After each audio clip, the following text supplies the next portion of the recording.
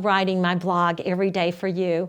I have all these ideas in my head, and before I get in the nursing home and I lose them, I've got to keep them alive for you. And so if you go to my blog, Dr. Jean and Friends at blogspot.com, every day I'll send you a new idea. Let me show you a few of the things that you'll find. How about this idea? You get a cylinder block and an index card.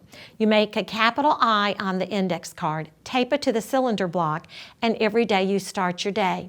Tell me something good.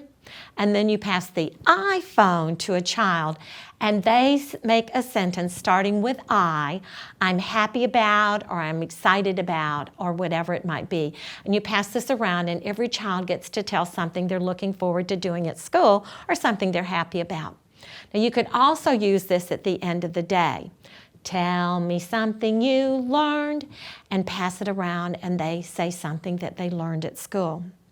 This is really good for your speaking and listening standards. This is also good to help children learn to speak in a complete sentence. How can they write a complete sentence if they don't speak a complete sentence? Here's another idea. This one is called a quiet friend. There are times when you want children to work quietly, and sometimes they have a hard time remembering that. But if you let them make a little quiet friend, mine's just a pom-pom with some fun foam at the bottom. If you let them make a quiet friend, when they're doing their quiet activities, they can get out their quiet friend. And if they start talking a little too loud, all you have to do is say, do I need to take your quiet friend away? No, I'll be good. Don't take my friend away. And they'll remember to use a quiet voice.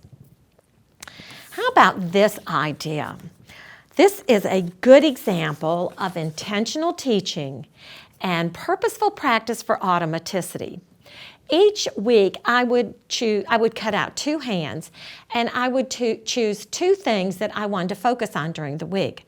Now, for some of your younger children, you might be talking about fruits and vegetables, so you might have a banana and an apple. Maybe you're talking about shapes, so you'd have a square and a rectangle. Maybe you're talking about farm animals or letters, whatever it might be, and you tape these to the door. Every time the children go in and out the door during the week, they high-five the hands and say that information. And you've got lots of repetition with something like this.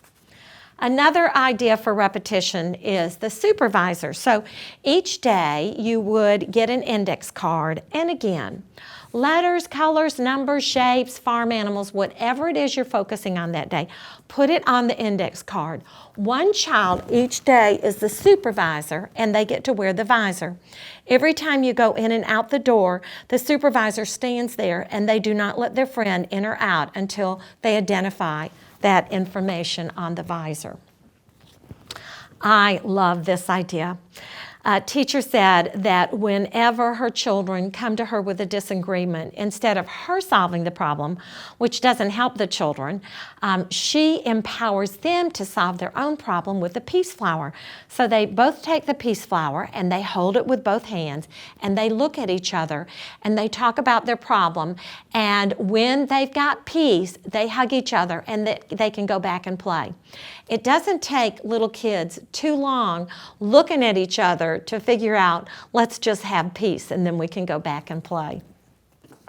How about this idea for Tattle-tales? I love this one. Teacher said she bought a mirror at the dollar store, taped it to a wall, and when the children came to her to tattle, she'd say, go tell the little boy and girl in the mirror.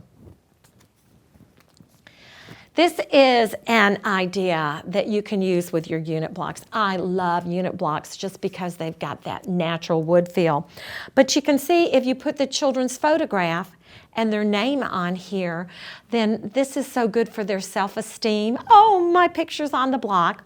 This is also good because then their friends can become familiar with them as they build with their block. This is also good for math activities.